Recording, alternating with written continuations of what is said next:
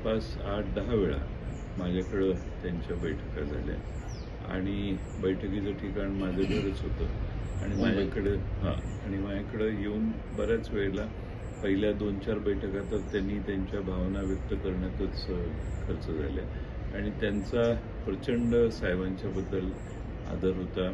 साहेबांच्या बरोबर जे झालं ते सगळं विसरू आपण आणि मागच्या 2-2.5 वर्षाचा कालखंड मागं टाकून आपण सगळे एक होऊ आणि महाराष्ट्रात राष्ट्रवादी काँग्रेस पुन्हा एकसंघ करू ही त्यांची अंतिम आणि फार तीव्र अशी आग्रहाची भूमिका होती. 12 फेब्रुवारीचं तसं काही नव्हतं. ते शेवटी 16 तारखेला रात्री माझ्या घरी आमच्या पक्षातल्या काही प्रमुखांची आणि त्यांची बैठक झाली.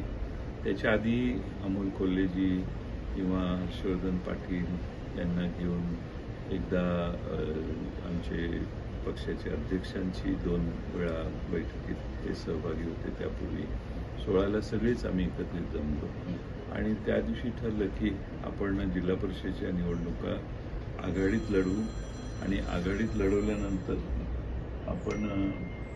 लढवल्यानंतर आम्ही त्याच्यात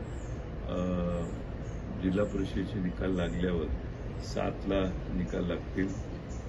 त्यांचं म्हणणं 8लाच करू. म्हटलं 8ला मी दिल्लीला एका लग्नाच्या निमित्तानं आहे, 8-9ला नको. मग किती तुम्ही? तर त्यांनी सांगितलं जयंत पाटील ठरवतील ती तारीख मंजूर आहे. मग आम्ही 10ला करू, मग 12ला करू, मग 12ला करू. कारण मध्ये 4-5 दिवस त्या फॉर्मॅलिटीजला लागतील. म्हणून 12 तारीख ही आम्ही निश्चित केली. दुसऱ्या दिवशी पहाटे उठून आम्ही त्यातही योगायोग असा की आम्ही सगळे इतके होतो की आम्ही सहज गमतीनं म्हटलं दादा विमानानेच उद्या सकाळी पवारसाहेबांना भेटायला बारामतीत जाऊ. आम्ही ज्याला फोन केला त्याने सांगितलं नाही ती धावपट्टी लहान आहे, माझं विमान काही तिकडे उतरणार नाही.